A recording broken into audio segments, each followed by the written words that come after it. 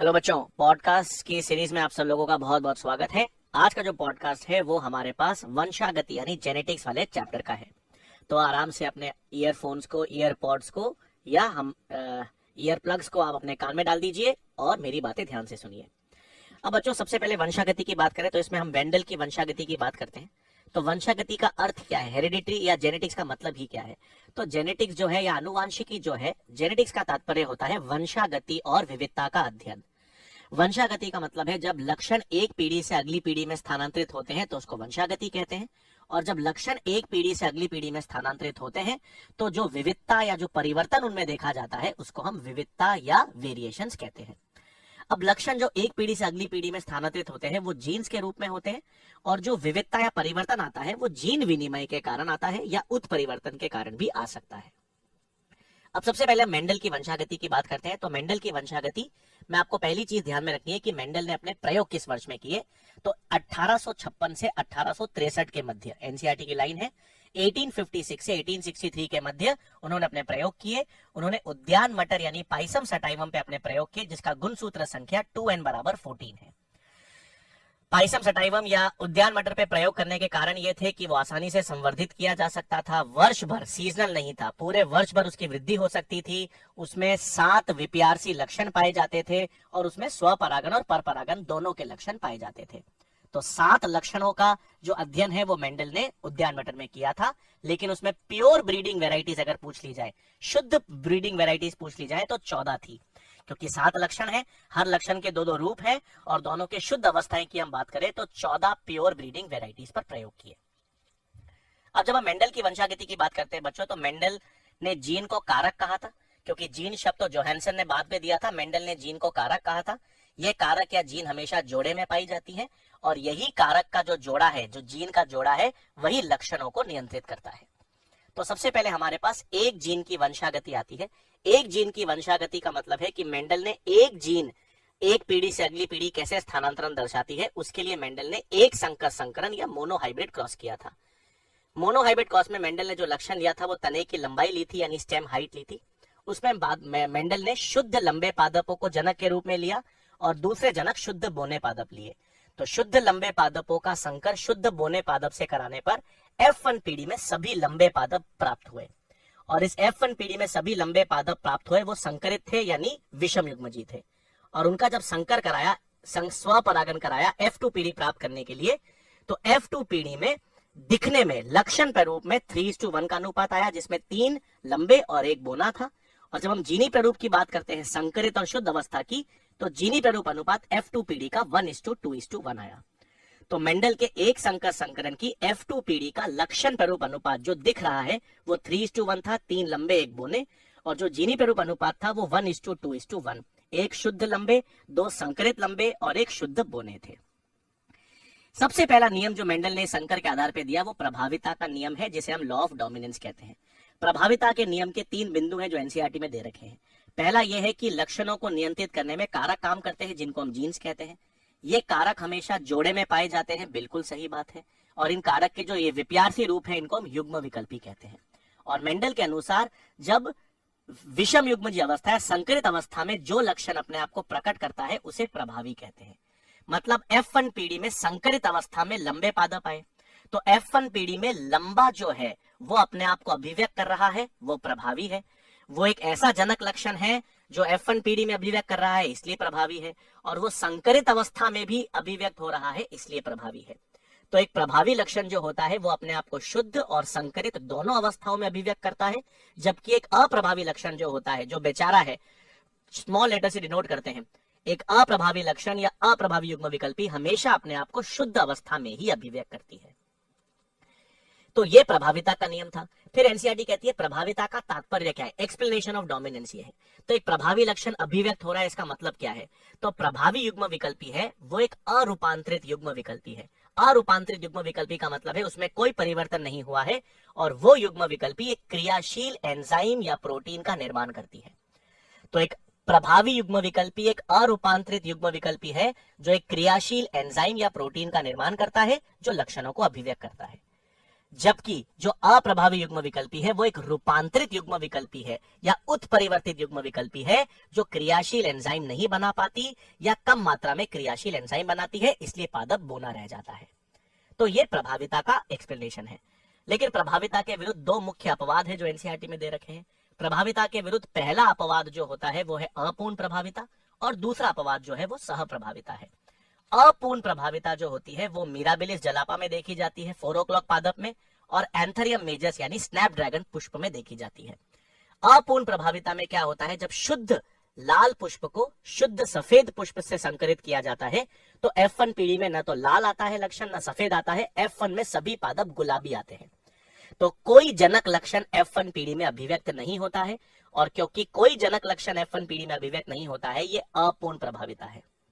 इस F1 पीढ़ी का जब आप स्वपरागन करते हो तो F2 पीढ़ी में लक्षण प्ररूप और जीनी प्ररूप अनुपात दोनों सेम आते हैं, 1:2:1। एक लाल है, 2 गुलाबी है और एक सफेद है। लक्षण प्ररूप और जीनी प्ररूप अनुपात दोनों 1:2:1 आते हैं अपूर्ण प्रभाविता में। फिर आता है बच्चों सह प्रभाविता। सह प्रभाविता समझने से पहले आपको रुधिर समूह, मानव में एबीओ रुधिर समूह की बात पता होनी चाहिए। मानव में जो एबीओ रुधिर समूह है उसमें जो रुधिर समूह प्रतिजन है वो रासायनिक रूप से शर्करा होती है और ये शर्करा आरबीसी की सतह पर पाई जाती है। इस एबीओ रुधिर समूह को आनुवांशिकी रूप से देखा जाए तो इसको एक आई जीन नियंत्रित करती है। एबीओ रुधिर समूह एक लक्षण है और इस लक्षण को एक आई जीन नियंत्रित करती है, और इस आई जीन की विशिष्टता यह है कि इस आई जीन के 3 युग्म विकल्पी हैं। सामान्यतः एक जीन के 2 ही युग्म विकल्पी होते हैं, लेकिन आई जीन जो है उसके 3 युग्म विकल्पी हैं, इसलिए यह बहुविकल्पिता का उदाहरण है। बहुविकल्पिता या मल्टीप्लालिज्म का मतलब है जिसमें एक जीन के 2 से ज्यादा युग्म विकल्पी होते हो। तो इस आई जीन के 3 युग्म विकल्पी हैं, आई ए, आई बी, स्मॉल आई। आई ए एक अलग प्रकार की शर्करा बनाती है, आई बी एक अलग प्रकार की शर्करा बनाती है, स्मॉल आई जो है वो शर्करा नहीं बनाती है। तो आई ए और आई बी प्रभावी युग्म विकल्पी हो गए और स्मॉल आई जो है वो अप्रभावी युग्म विकल्पी हो गए। जब हम एबी रुधिर समूह की बात करते हैं तो इसमें 4 लक्षण प्ररूप होते हैं, ए रुधिर समूह, बी रुधिर समूह, ए बी रुधिर समूह और ओ ब्लड ग्रुप। तो 4 लक्षण प्ररूप है, लेकिन जीनी प्ररूप 6 है। क्योंकि ए प्रभावी है तो वो शुद्ध और संकरित दोनों अवस्था में अभिव्यक्त होगा। बी ब्लड ग्रुप भी प्रभावी है, शुद्ध संकरित दोनों अवस्था में अभिव्यक्त होगा। ए बी ब्लड ग्रुप में आई ए आई बी जीनी प्ररूप है। ए और बी दोनों प्रभावी युग्म विकल्पी एक साथ अभिव्यक्त हो रही है। दोनों जनक लक्षण F1 पीढ़ी में अभिव्यक्त होते हैं। ये सह प्रभाविता का उदाहरण है। फिर प्रभाविता के बाद मेंडल का जो नया नियम आता है, दूसरा नियम आता है, उसे हम पृथक्करण का नियम कहते हैं, लॉ ऑफ सेग्रीगेशन कहते हैं। पृथक्करण या सेग्रीगेशन का नियम कहता है कि जब युग्मक निर्माण होता है, युग्मक निर्माण के दौरान कभी भी युग्म विकल्पी आपस में मिश्रित नहीं होते और कभी भी युग्म विकल्पियों का मिश्रण नहीं देखा जाता, इसलिए युग्मक लक्षणों के लिए हमेशा शुद्ध रहते हैं। इसलिए पृथक्करण के नियम को युग्मक शुद्धता का नियम भी कहते हैं और यह नियम सार्वत्रिक रूप से मान्य होता है। इस नियम के विरुद्ध कोई अपवाद नहीं देखा जाता। फिर मेंडल में एक जीन की वंशागति के बाद 2 जीनी वंशागति आती है। 2 जीन्स की वंशागति जिसको हम द्विसंकर संकरण या डायहाइब्रिड क्रॉस से पढ़ते हैं। डायहाइब्रिड क्रॉस से पहले एक लक्षण आप हमेशा याद रखिएगा बच्चों, जब प्रभावी लक्षण की हम बात करते हैं तो प्रभावी लक्षण शुद्ध अवस्था में भी अभिव्यक्त होता है, संकरित अवस्था में भी अभिव्यक्त होता है। तो प्रभावी लक्षण अगर शुद्ध अवस्था और संकरित अवस्था दोनों में अभिव्यक्त होता है तो उसका जीनी प्ररूप ज्ञात करने के लिए हम जो क्रॉस करते हैं उसको परीक्षण क्रॉस या टेस्ट क्रॉस कहते हैं। और ये टेस्ट क्रॉस के माध्यम से हम लोग प्रभावी लक्षण का जीनी प्ररूप ज्ञात करते हैं F2 पीढ़ी पर। टेस्ट क्रॉस जो है, टेस्ट क्रॉस में हम प्रभावी लक्षण को या प्रभावी जीनी प्ररूप को ज्ञात करने के लिए उसको अप्रभावी जनक से क्रॉस करते हैं। तो यदि प्रभावी जीनी प्ररूप शुद्ध होगा तो आपके पास रिजल्ट परीक्षण क्रॉस का सभी प्रभावी आएंगे, लेकिन अगर संकरित होगा प्रभावी जीनी प्ररूप, उसको आप अप्रभावी जनक से टेस्ट क्रॉस करेंगे तो अनुपात 1:1 आएगा। इसका मतलब एक संकर संकरण की F1 पीढ़ी का अगर आप परीक्षण क्रॉस करते हो एक संकर संकरण में तो अनुपात 1:1 आता है। अब हम द्विसंकर संकरण की बात करें डायहाइब्रिड क्रॉस की, तो द्विसंकर संकरण या डायहाइब्रिड क्रॉस में 2 लक्षणों को एक साथ लिया जाता है और मेंडल ने जो 2 लक्षणों का अध्ययन किया था वो बीज आकार और बीज रंग था। बीज आकार में प्रभावी होता है गोल, अप्रभावी होता है झुर्रीदार, और बीज रंग में प्रभावी होता है पीला और अप्रभावी होता है हरा। लेकिन याद ना बच्चों, फली का जो रंग होता है, पॉड का कलर होता है, उसमें प्रभावी होता है ग्रीन और अप्रभावी होता है येलो, लेकिन बीज के रंग में प्रभावी होता है पीला और अप्रभावी होता है हरा। तो मेंडल ने क्या किया था बच्चों, शुद्ध गोल और पीले बीजों को झुर्रीदार और हरे बीज के साथ संकरित कराया। संकलित कराने पर F1 पीढ़ी में हमको पता है प्रभावी लक्षण अभिव्यक्त होगा, तो सभी के सभी पादप F1 पीढ़ी में गोल और पीले थे। फिर F1 पीढ़ी का स्वपरागन करते हैं। स्वपरागन करने पर जब F2 पीढ़ी प्राप्त होती है तो उनका लक्षण स्वरूप अनुपात 9:3:3:1 होता है। और इस लक्षण स्वरूप अनुपात के माध्यम से मेंडल अपना तीसरा नियम देते हैं, जिसको हम कहते हैं स्वतंत्र अपव्यूहन का नियम या लॉ ऑफ इंडिपेंडेंट असॉर्टमेंट। सबसे पहली चीज आपको ध्यान में रखनी है, जो स्वतंत्र अपव्यूहन का नियम है, लॉ ऑफ इंडिपेंडेंट असॉर्टमेंट है, ये द्विसंकर संकरण पर आधारित है। द्विसंकर संकरण पर आधारित है, इसका मतलब है ये तभी काम करता है जब कम से कम दो जीन्स दो अलग अलग लक्षणों को नियंत्रित कर रही हो। तो स्वतंत्र अपव्यूहन ये कहता है कि जब यदि दो जीन्स जो दो अलग अलग लक्षणों को नियंत्रित कर रही हैं, यदि वो अलग अलग गुणसूत्रों पर पाई जाती हैं, तो वो एक दूसरे को प्रभावित नहीं करती और स्वतंत्र रूप से पुनर्योजित होती हैं। लेकिन ये नियम तभी काम करता है जब जीन्स अलग अलग गुणसूत्रों पर पाई जाती हैं। तो अलग अलग गुणसूत्रों पर पाई जाने वाली जो जीन्स है वो स्वतंत्र अपव्यूहन दर्शाती है। इसका मतलब स्वतंत्र अपव्यूहन का सबसे प्रमुख अपवाद जो होता है वो सहलग्नता या लिंकेज होता है। तो सहलग्नता या लिंकेज जो है वो स्वतंत्र अपव्यूहन का अपवाद है, और सहलग्नता वो सभी जीन्स दर्शाती हैं जो सेम गुणसूत्र पर पाई जाती हैं। जो भी जीन्स अलग अलग गुणसूत्रों पर पाई जाएंगी वो तो आपके पास स्वतंत्र अपव्यूहन दर्शाएंगी, लेकिन वो सभी जीन्स जो सेम गुणसूत्र पर पाई जाएंगी वो सहलग्नता या लिंकेज दर्शाएंगी। अब सहलग्नता जो शब्द है, लिंकेज जो शब्द है, वो मॉर्गन ने दिया था, और मॉर्गन ने अपने प्रयोग किए थे ड्रोसोफिला पर, फल मक्खी पर। ड्रोसोफिला पर प्रयोग करने के 5 प्रमुख कारण थे। सबसे पहले तो उसको कृत्रिम माध्यम पर आसानी से संवर्धित किया जा सकता है। दूसरा, उसका जीवन काल बहुत छोटा होता है 4 हफ्तों में उसका जीवन चक्र पूरा हो जाता है। तीसरा, एक मैथुन से कई संतति प्रोड्यूस हो सकती है। चौथा, उनमें लैंगिक द्विरूपता होती है, नर छोटे होते हैं, मादाएं बड़ी होती है, फोटो में दे रखा है।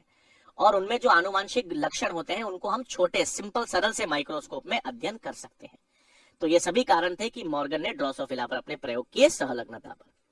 सहलग्नता जब हम कहते हैं तो हम कहते हैं सहलग्नता वो सभी जीन्स दर्शाती हैं जो समान गुणसूत्र पर होती हैं। तो एक ही गुणसूत्र पर पाई जाने वाली जीन्स शारीरिक रूप से भौतिक रूप से जुड़ी रहती हैं और वो सहलग्नता दर्शाती हैं, जो स्वतंत्र अपव्यूहन का अपवाद है। जो जीन्स बहुत पास पास होंगी उसमें अधिक सहलग्नता होगी, जिन जीन्स के मध्य दूरी ज्यादा होगी उनमें कम सहलग्नता होगी, और जिनमें कम सहलग्नता होगी, जो अधिक दूर होंगी, उनमें पुनर्योजन या रिकॉम्बिनेशन देखा जाएगा। सहलग्नता में आपको हमेशा याद रखना है, जो जनक प्रकार है वो ज्यादा आएंगे और जो पुनर्योजक प्रकार है वो हमेशा कम आएंगे। तो जितना ज्यादा सहलग्नता होगी उतने ज्यादा जनक प्रकार होंगे और कम पुनर्योजक प्रकार होंगे। जितनी कम सहलग्नता होगी तो उसमें आपको ध्यान में रखना है पुनर्योजन थोड़ा बढ़ता जाएगा। अब हमारे पास सहलग्नता और रिकॉम्बिनेशन की हमने बात कर ली। उसके बाद 2-3 विशेष लक्षण आते हैं, जिसमें सबसे पहला आता है प्लियोट्रोपी, जिसको कहते हैं बहुप्रभाविता। अब प्लियोट्रोपी या बहुप्रभाविता में एक जीन एक से अधिक लक्षणों का नियंत्रण करती है।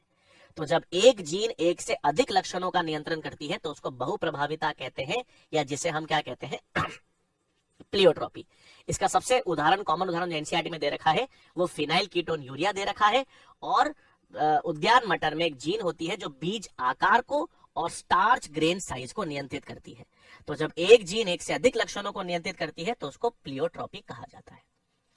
अब फिर हमारे पास आते हैं इसमें मेंडेलियन रोग या मेंडेलियन डिसऑर्डर्स।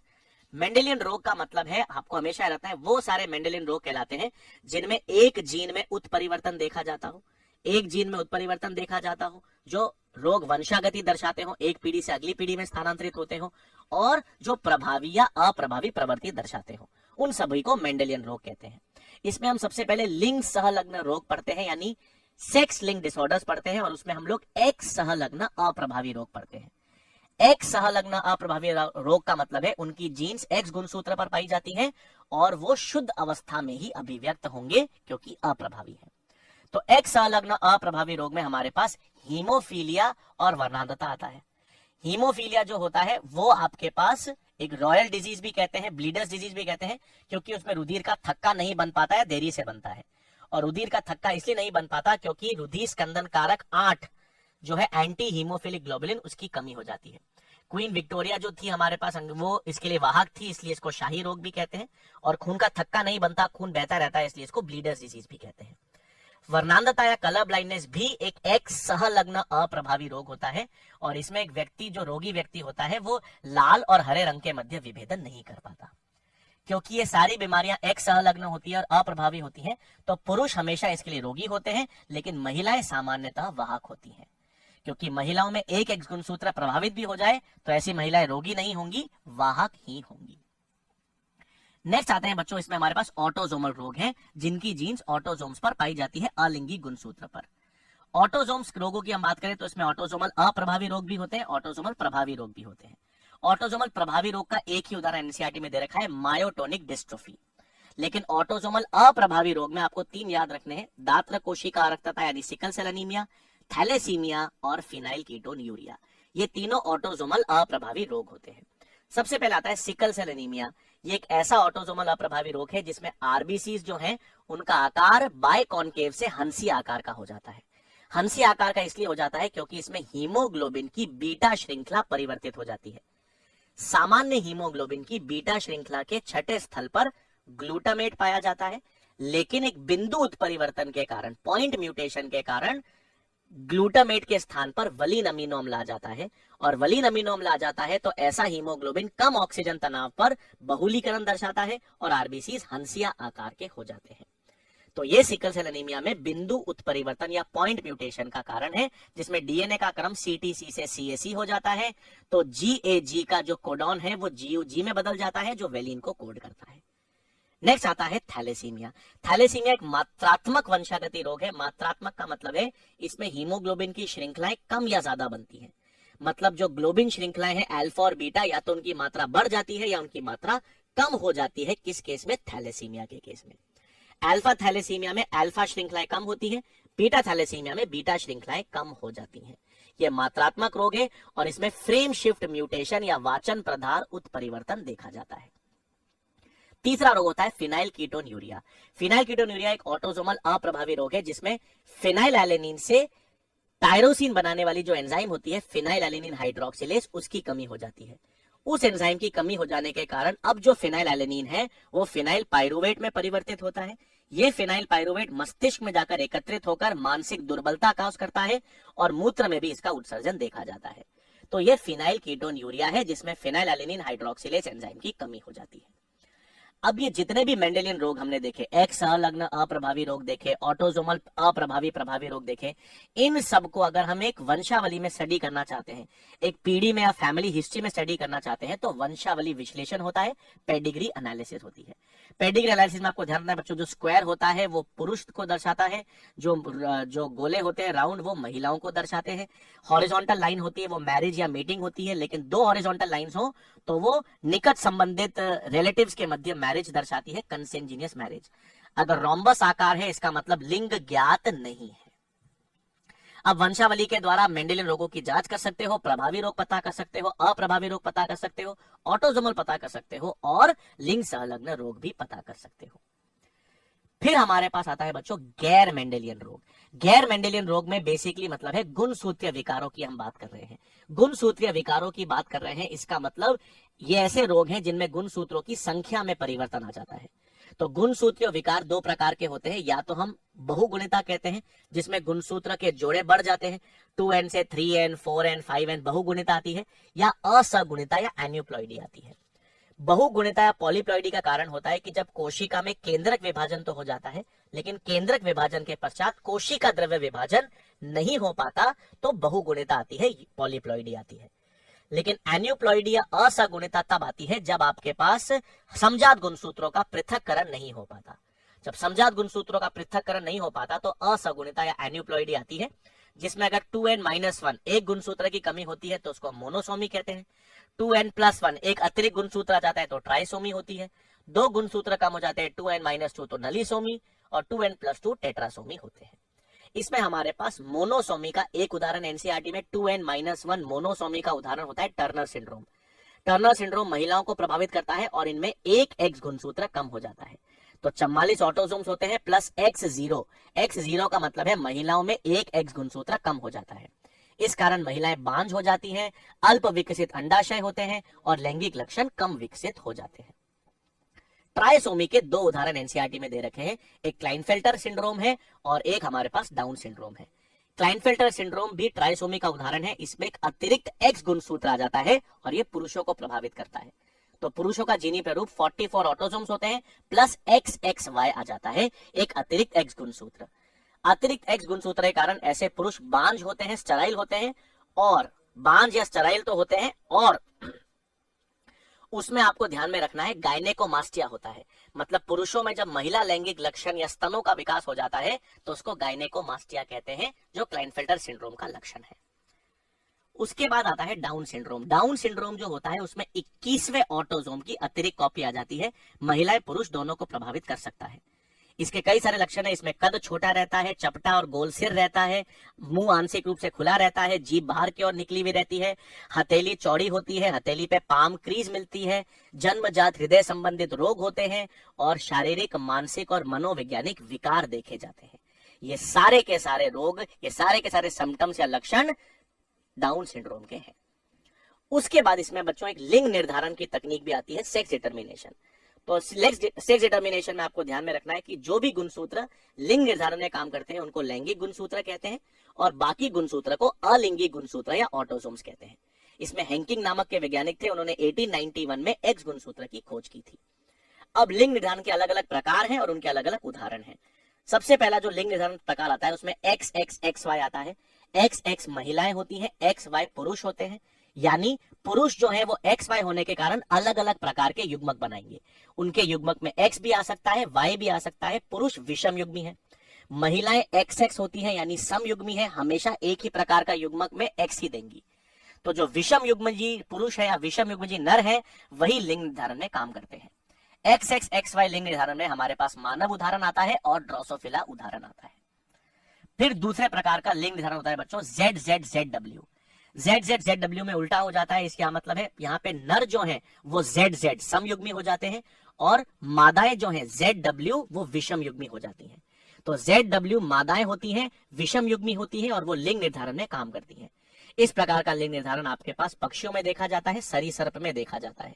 तो बर्ड्स में और रेप्टाइल्स में, मुर्गे में, इन सब में ZZZW प्रकार का लिंग निर्धारण है। तीसरे प्रकार का लिंग निर्धारण होता है XXX0। XXX0 में मादाएं तो XX हो जाती हैं समयुग्मी, और जो नर है X0 उसमें एक गुणसूत्र कम होता है, और एक गुणसूत्र कम होता है इसलिए लिंग निर्धारण में नर ही काम करते हैं। इस प्रकार का लिंग निर्धारण कीटों में देखा जाता है, ग्रास हॉपर और कॉकरोच में देखा जाता है। फिर एक विशेष प्रकार का लिंग निर्धारण होता है जिसको हम अगुणित और द्विगुणित लिंग निर्धारण कहते हैं, हैप्लॉइड डिप्लॉइड मैकेनिज्म, जो मधुमक्खियों में देखा जाता है। उसके अंदर जो नर होते हैं वो बिना निषेचन के बनते हैं इसलिए अगुणित होते हैं, और मादाएं जो होती हैं वो निषेचन के द्वारा बनती हैं इसलिए द्विगुणित होती हैं। तो मादाएं तब बनती हैं जब अंडे का निषेचन होगा, 2n होगा, तब मादाएं बनेंगी। और अगर अंडे का निषेचन नहीं होता है, अनिषेक जनन से नर बनते हैं। नर को द्रोण्स कहते हैं, वो जनन सक्षम होते हैं लेकिन हैप्लॉइड हैं।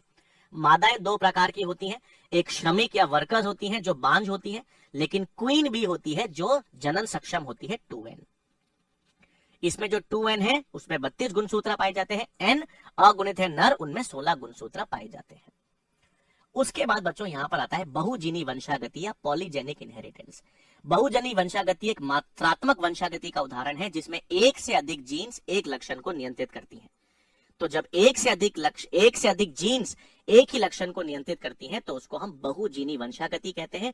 इसका सबसे कॉमन उदाहरण है मानव में त्वचा का रंग और मानव में लंबाई। मानव में लंबाई या हाइट जो है उसको 3 जीन्स मिलकर नियंत्रित करती हैं, और मानव में जो त्वचा का रंग है उसको भी 3 जीन्स मिलकर नियंत्रित करती हैं। तो जब एक से अधिक जीन्स एक ही लक्षण को नियंत्रित करती हैं तो उसको बहुजीनी वंशागति कहा जाता है। ठीक है बच्चों, बहुत बहुत धन्यवाद।